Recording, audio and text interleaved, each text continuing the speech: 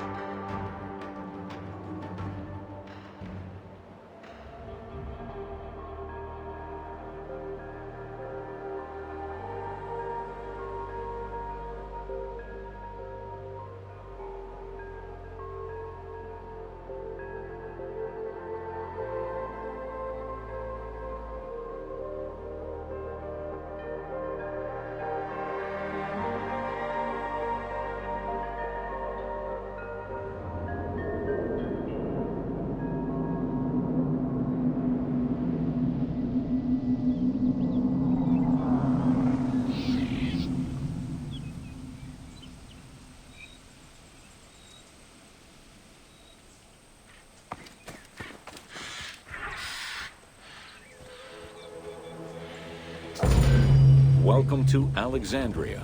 Planning of this. Alexander's plan to build his great city began with a verse from Homer's Odyssey. There is, in front of Egypt, in the sea with many swells, an island called Pharos. Guided by these clues, Alexander the Great founded his future city at the western end of the Nile Delta.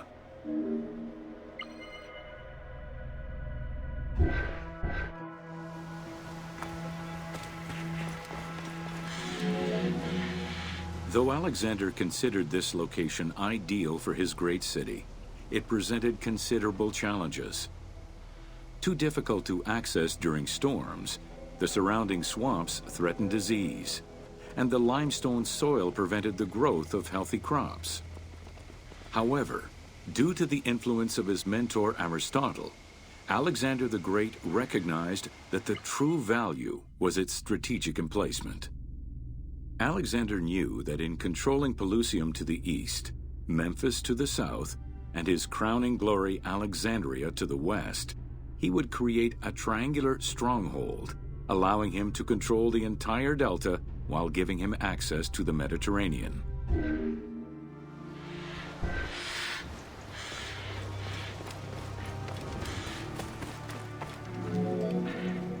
The Great Walls of Alexandria had a humble beginning. Lacking chalk to outline the future city's foundations, architects were forced to use flour instead. Clouds of migrating birds swept down and ate the flour, erasing the plans. This prompted Alexander to seek guidance from the oracles, who reassured him that his future city was destined to feed a large population.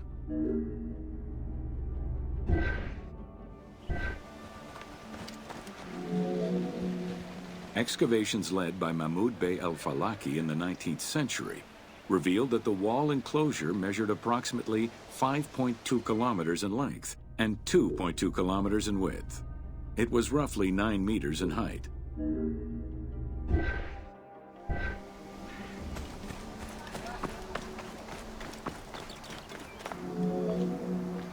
These formidable ancient walls would resist a number of attacks, including fending off the king of Syria in 169 BCE.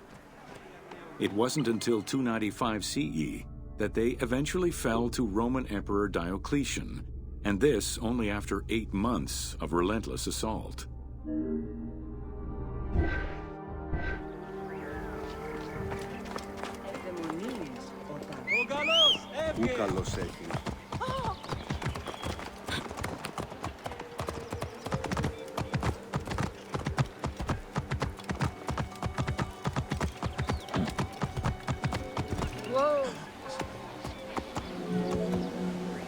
Alexandria's principal architect, Dinocrates, chose a Hippodamian grid plan.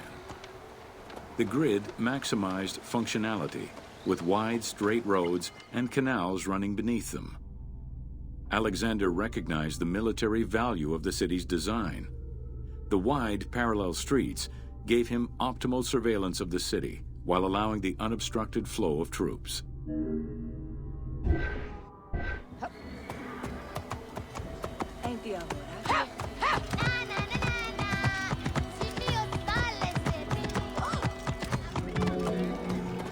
A central corridor ran from the Mediterranean's north port down to Lake Mareotis to the south.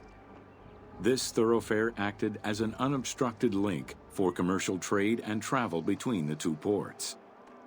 Many of the streets were bordered with grand buildings and parks, including Canopic Street, with its impressive gate bordering the eastern end.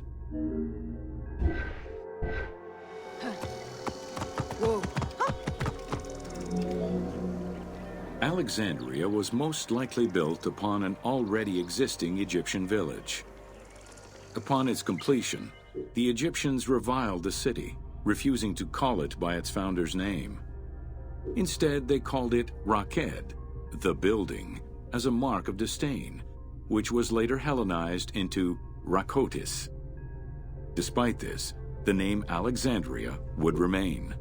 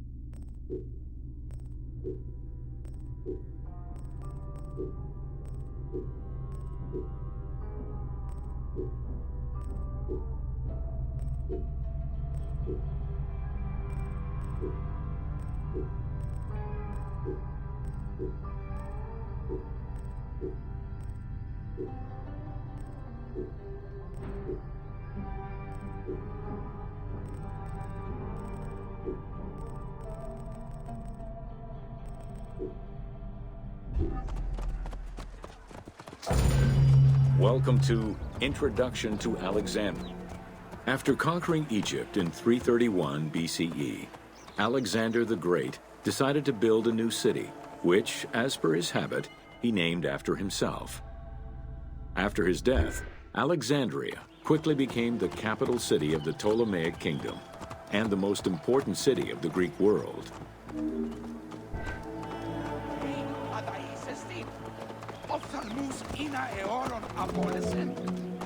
The city was built between the Mediterranean Sea and Lake Mareotis, which resulted in Alexandria becoming a crucial cultural hub and trading center.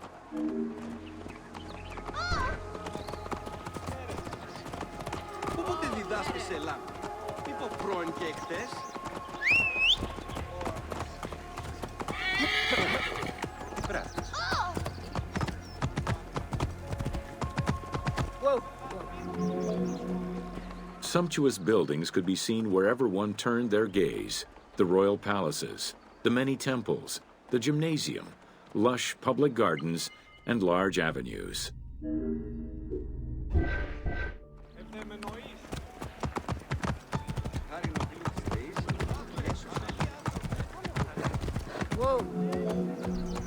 With its incomparable beauty and advantageous geographic location, Alexandria attracted foreigners, intellectuals, and traders. One of the most cosmopolitan cities of the ancient world, Alexandria supplanted even Athens as the most important Greek city in history.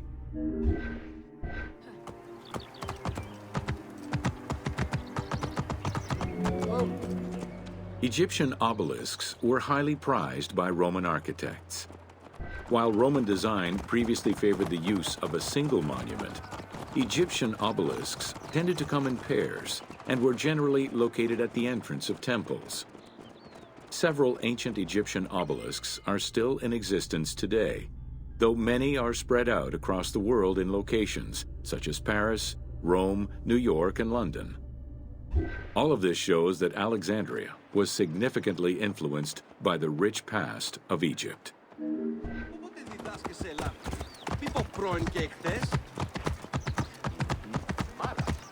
Whoa. Alexandria had several main streets. Its most famous artery was the Canopic Way. It was lined with sumptuous buildings, houses, and temples, and was roughly 8 kilometers in length. This street was one of the most important shipping entrances to Alexandria, and often hosted processions and festivals.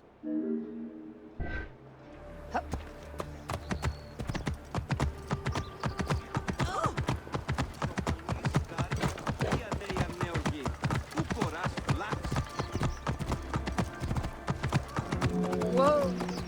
The width of the street, 30 meters, was abnormally large even by Greek standards. This is likely because the Canopic Way was made in a short span of time and based on an urban plan, as opposed to being slowly built over time, as was usual for the era.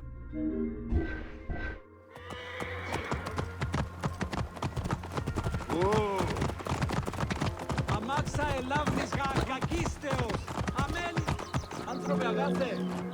The Canopic Way originated in the western cemeteries, skirted the gymnasium, and then exited the city to head east through massive doorways towards Canopus. This structure was known as the Canopic Door.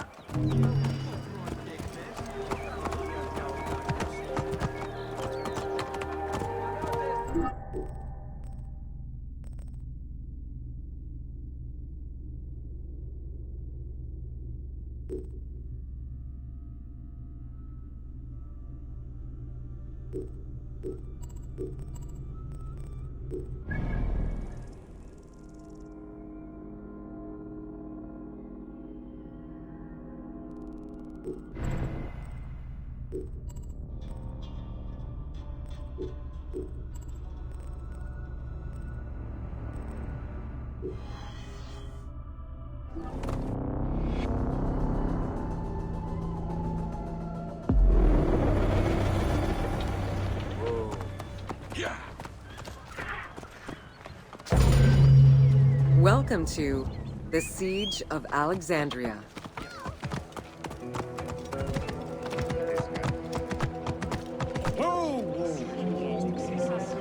Among the collection of writings attributed to Julius Caesar are his descriptions of the Siege of Alexandria, the Gallic Wars, and the commentaries on the Civil War.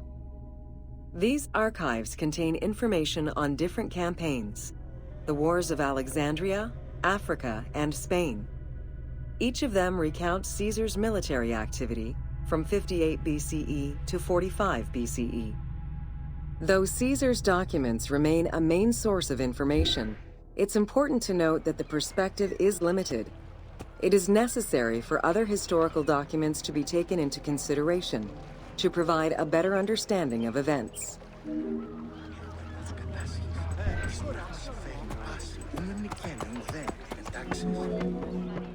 The Siege of Alexandria closely relays the events of the Civil War that led up to the event and describes how Caesar was besieged in the palace of the Ptolemies.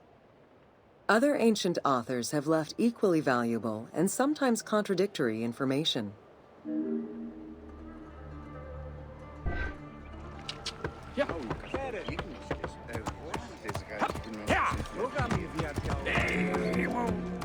In the events leading up to the Siege of Alexandria, Cleopatra VII and her brother were fighting over control of Egypt. Young King Ptolemy XIII's regent, Pothinus, had firm control over the young pharaoh, and an outmaneuvered Cleopatra soon went into hiding.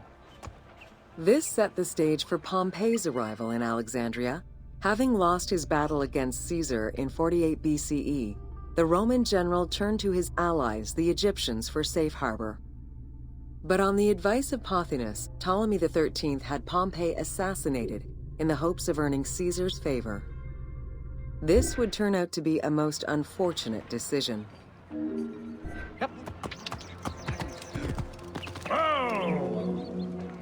Upon his arrival in Alexandria, Caesar was presented with Pompey's head. The sight of a Roman murdered by Egyptians did not sit well with him. Caesar made his displeasure clear, ordering the return of Cleopatra, and for the siblings to resolve their differences and resume their co-rule of Egypt, as per the will of their father. Neither Pothinus nor Ptolemy XIII wished to accede to this demand. While doing his best to aggravate Caesar, Pothinus secretly plotted against the Roman ruler and sent word for Egyptian general Achilles to bring his 20,000 men to fight on his behalf. While Pothinus plotted against Caesar, Cleopatra made a bold move. Yep. Oh. Oh.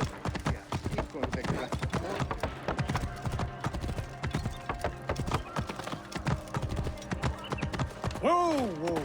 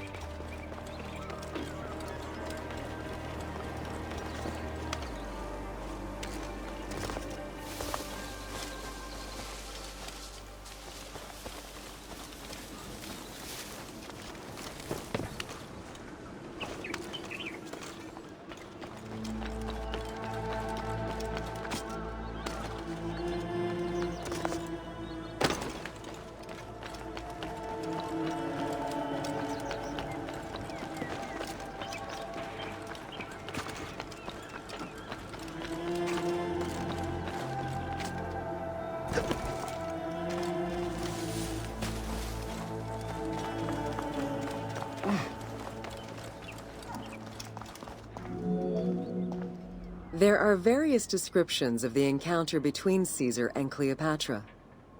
One report states that she snuck into the palace alone at night. Another account claims she was accompanied by an ally and was brought inside the palace wrapped in a carpet bag. Though exactly what happened at this fateful meeting is up for debate, what is known is that Cleopatra met with Caesar and earned his approval. Pothinus and Ptolemy XIII were most vexed with this turn of events.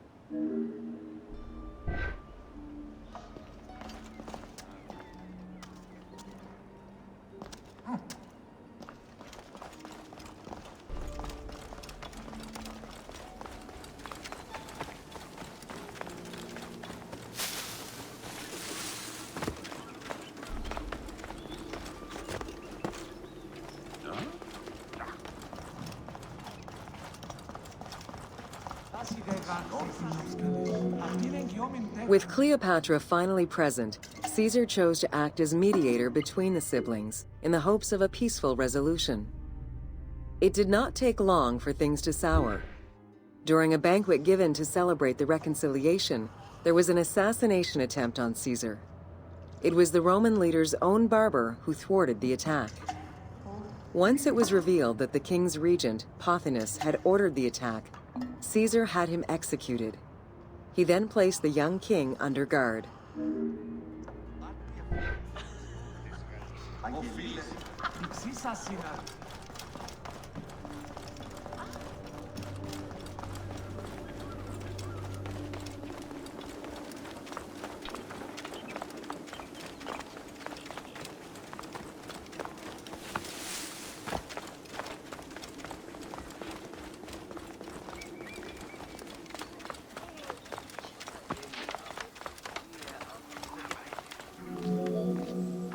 Caught within the palace with roughly 4,000 troops, and with the knowledge that the arrival of enemy forces was imminent, Caesar sent for help from Syria, Rhodes, and Cilicia.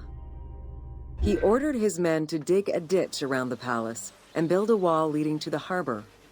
This would ensure Caesar's access to the sea. When Egyptian General Achilles arrived in the city with 20,000 men, the battle for Alexandria began.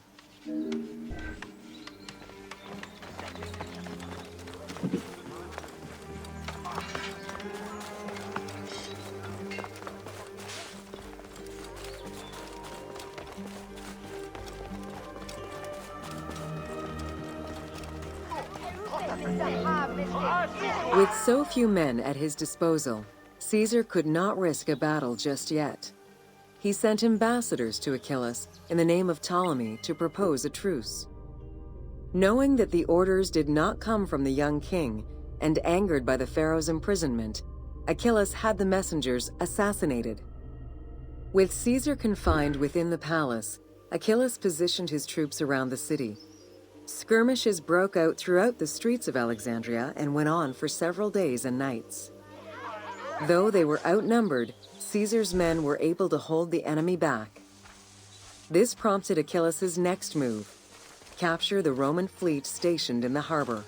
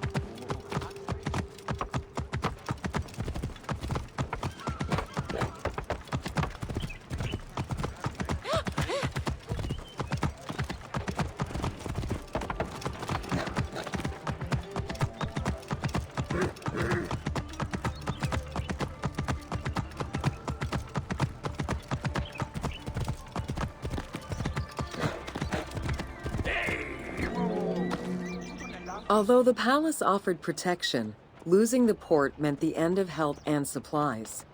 Caesar knew he had to protect the fleet. While he and his troops succeeded in regaining control of the port, he knew it would be impossible to sustain. Caesar ordered the burning of the ships. With passage back to the palace closed off, he headed for the Lighthouse of Alexandria.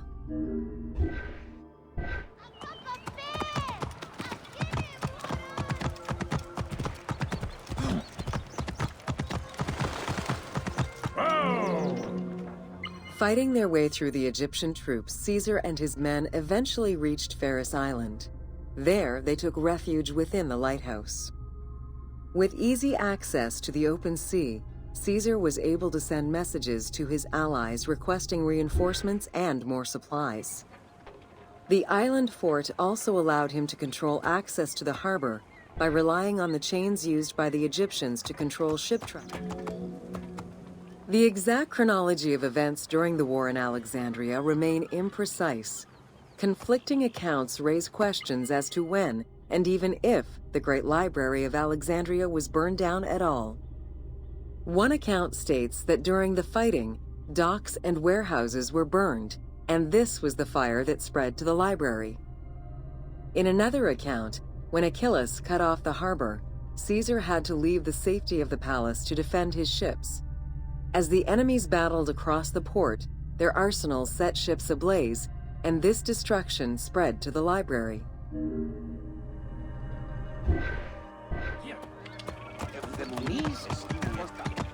Whoa, whoa.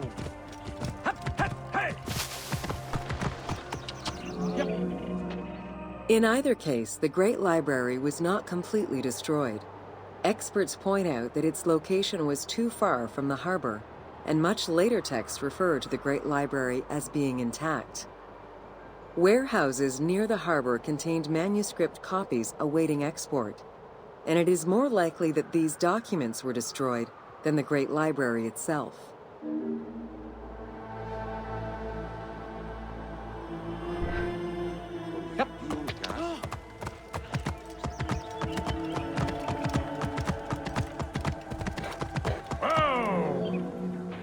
The destruction of the Great Library may have been due to a number of fires over the ages. Its end was probably closer to the 4th century CE, when the Christian Emperor Theodosius I ordered the closure of all pagan temples. While some documents survived after being moved away, it remains unclear just what knowledge may have been lost.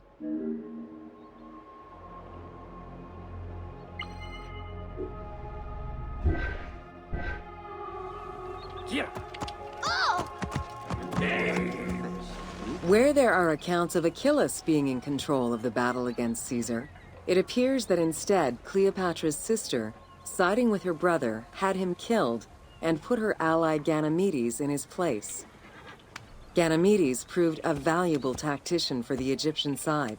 It was his idea to cut Caesar's access to the harbor, thus trapping Caesar at the palace. Oh, yep.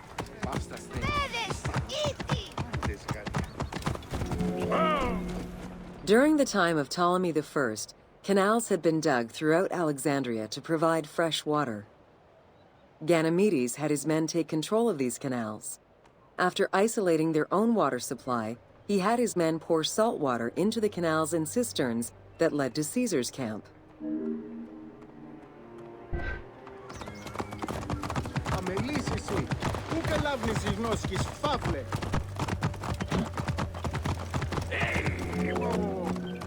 Panic erupted in Caesar's men.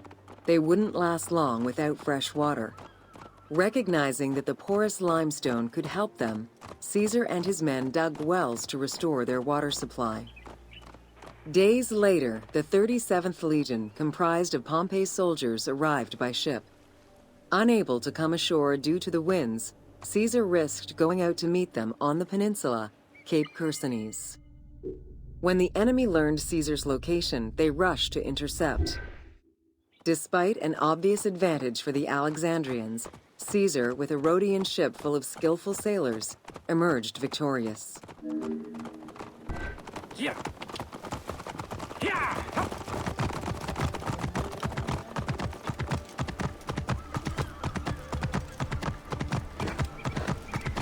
Whoa, whoa. With help from the Allied ships, Caesar's victory enabled him to push the Egyptians back and secure the lighthouse. Gaining control of Pharos Island sent the Alexandrians into the sea and swimming back to the city. However, Caesar's fortification of the island didn't last long. The enemy regrouped and were set to storm the island. Panic-stricken, in spite of Caesar's encouragement, many of his men then fled their posts, either by ship or jumping into the sea.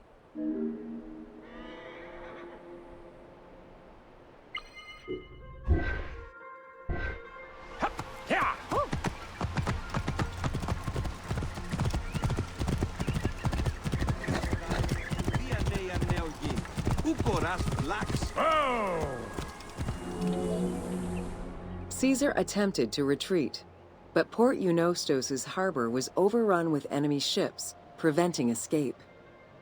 Reportedly, Caesar gathered his papers and leapt overboard in an attempt to swim to an Allied ship farther out.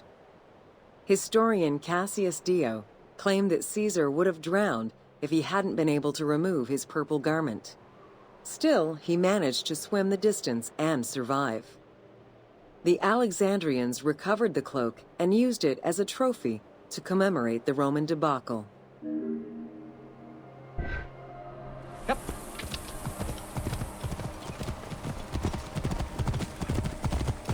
Whoa, whoa. Unhappy with Ganymedes and wanting their king restored, the Alexandrians approached Caesar with a compromise. Caesar agreed to release Ptolemy XIII after entreating him to spare the kingdom and remain loyal to Rome. Once freed, however, the king defied the agreement and continued the war. Yeah.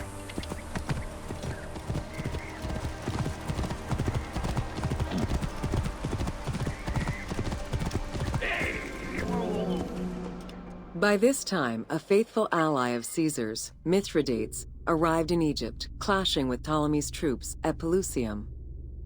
Outnumbering the enemy, Mithridates secured the region between Pelusium and Alexandria.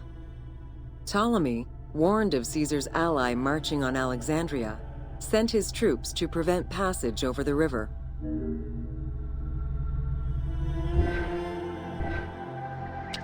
Yep.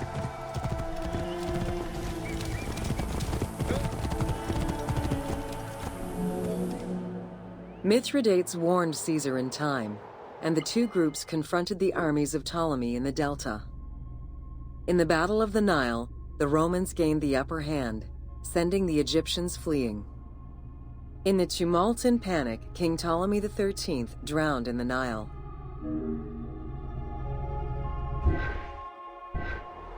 Yeah. Yep. Oh. After the siege ended, Cleopatra VII married her younger brother, Ptolemy XIV, enabling her to reign over Egypt until 30 BCE. Under her rule, Alexandria settled into its position within the Roman Empire and eventually surpassed Athens as one of the most important cities in the Roman Empire. Julius Caesar remained in Egypt for a short time. He and Cleopatra would later have a son named Caesarion.